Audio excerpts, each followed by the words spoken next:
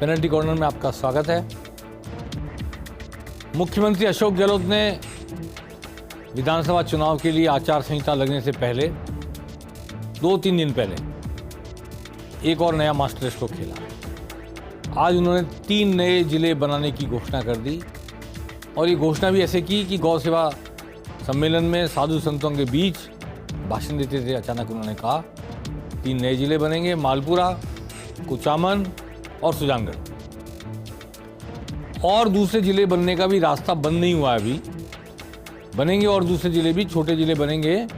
लेकिन इसके लिए जो कमेटी बनी हुई है उसके सामने जाइए और अपनी पात्रता, अपनी जिला बनने की योग्यता को साबित कीजिए, आवेदन कीजिए और कर रखा है तो उस पर जोर लगाइए थोड़ा। भविष्य में आपको और नए जिले देखने को मिलेंगे, ऐसा कहकर मुख्यमंत्री ने एक रास्ता भी खुला रखा है।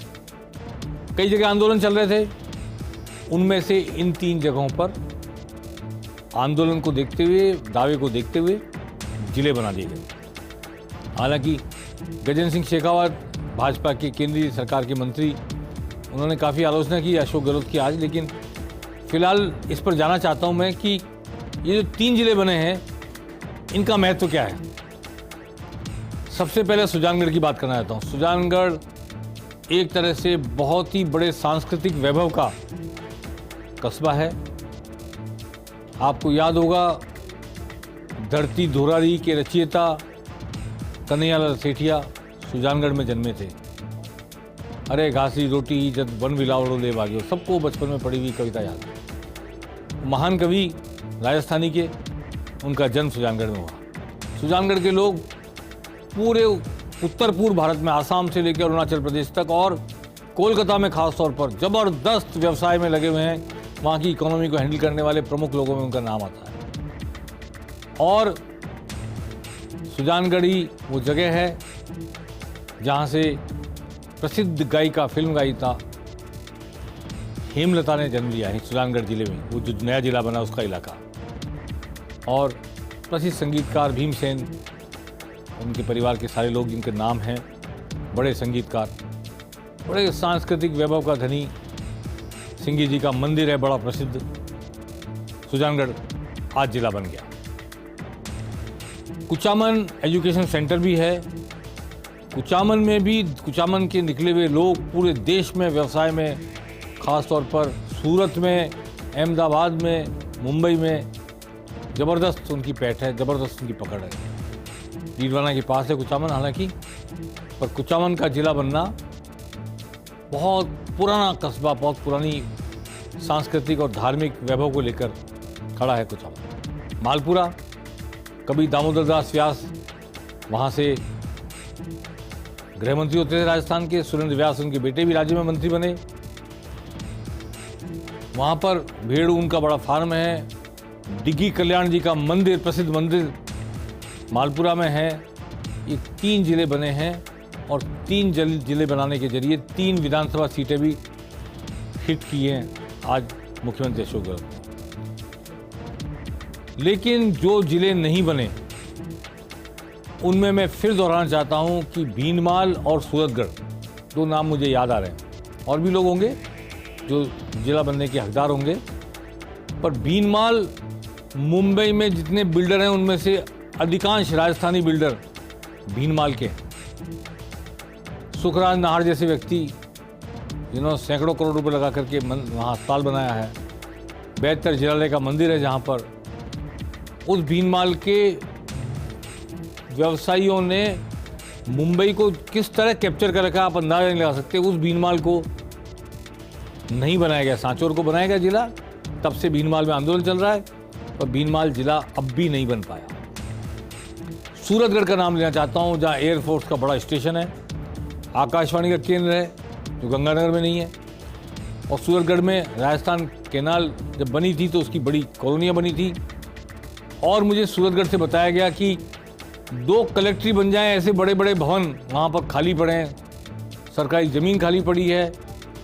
और सूरतगढ़ के लिए भैरव सिंह शेखावत ने जब हनुमानगढ़ को जिला बनाया था तब वचन दिया था कि अगली बार जब जिला बनेगा तो सूरतगढ़ जिला बनेगा सबसे पहले, पर सूरतगढ़ जिला नहीं बना। ये 2 मजबूत दावे मुझे ध्यान में पड़ रहे हैं और इन 2 में क्यों नहीं उनका नंबर आया ये अभी मैं समझ से परे है मेरे तो, लेकिन मैं रेखांकित करना चाहता हूँ कि इन 2 जिलों की पात्रता रेखांकित करना चाहता हूँ कि इतनी ज़बरदस्त, जहाँ महाजन फील्ड रेंज है, जहाँ पे एयरफोर्स का बड़ा स्टेशन है, एयरपोर्ट है, जिला बनने की सारी पात्रताएं हैं, परंतु नहीं बना।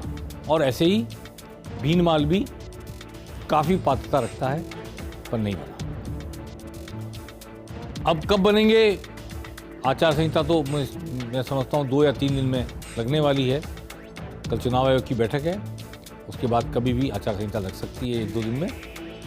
तो अब तो अगली सरकार जो भी आएगी वही फैसला करेगी, वही जिले बनाएगी, और जहाँ बन गए वहाँ भी इंफ्रास्ट्रक्चर तो खड़ा इन 3 जिलों में कम से कम नई सरकार ही कर पाएगी। आइए सुनते हैं मुख्यमंत्री अशोक गहलोत ने किस तरह घोषणा की नए जिले बनाने की, और क्या कहा गजेंद्र सिंह शेखावत ने मुख्यमंत्री की तमाम जो घोषणाएं योजनाएं चल रही हैं उनके ऊपर बात करते हैं। तो हमने रिकमेंडेशन कर दी है, करने जा रहे हैं, आज ही कर देंगे। 3 जिले, नंबर 1 सुजानगढ़, मालपुरा और कुचामन शहर, 3 जगह जो है नए जिले बनेंगे। और सीमाएं जो है पूरी सीमाएं तय करने का काम, सुनिए आप, सीमाएं तय करने का काम जो है वो सरकार नहीं करती है, कमेटी करेगी, रेवेन्यू डिपार्टमेंट करेगा। राम लुबा कमेटी को 3 जिले रिकमेंडेशन के साथ में, सुनिए आप आगे सुनिए, 3 जिले की सिफारिश के साथ में मैं भी घोषणा कर रहा हूँ। बाकी जो एरिया है जहाँ से मांग उठ रही है, कई धरने भी हो रहे हैं, मैं चाहूँगा धरने से समाप्त करो। जो आपकी वारी मांगे हैं कमेटी के साथ जाके रखो उनके सामने, वो परीक्षण कर लेंगे, और जरूरत होगी तो मैं उम्मीद करता हूँ कि हमारी नीति व नीयत साफ है। माननीय मुख्यमंत्री जी ने कहा कि हमने नए जिले बनाए, और अभी मुझे सूचना मिली है, मुझे पता नहीं है कि वो अधिकृत है या नहीं है, लेकिन 3 और नए जिले बना रहे बिना किसी तैयारी के, बिना किसी जो है वो धरातल के, बिना किसी पूर्व नियोजना के, केवल राजनीतिक दृष्टि से इस तरह के जो है जिले बना करके राजस्थान को टुकड़ों में बांट करके एक नया संकट राजस्थान में पैदा करने का काम इस अशोक गहलोत सरकार ने किया। आज सुजानगढ़ के लोग मुख्यमंत्री के निवास गए, अपने विधायक के साथ ढोल बाजे बजाते हुए नाचे गाए और मुख्यमंत्री का आभार प्रदर्शित किया। हो सकता बाकी 2 नए बने जिलों के लोग भी कल परसों में आए, लेकिन जहां जिले नहीं बने हैं, पात्रता है, मुख्यमंत्री ने अपील की है कि आंदोलन बंद करो, धरना बंद करो और कमेटी के सामने आकर अपनी बात कहो, नए जिले और बनेंगे। क्या मुख्यमंत्री की इस अपील को वो जिले बनने के इच्छुक कस्बे मानते हैं? आने वाला वक्त बताए। अब एक गंभीर बात ये हुई है कि सरकारें मुफ्त में क्या क्या बांट रही हैं, उसको लेकर आज सुप्रीम कोर्ट में एक याचिका दायर हुई, जिस पर आज सुप्रीम कोर्ट ने नोटिस जारी की।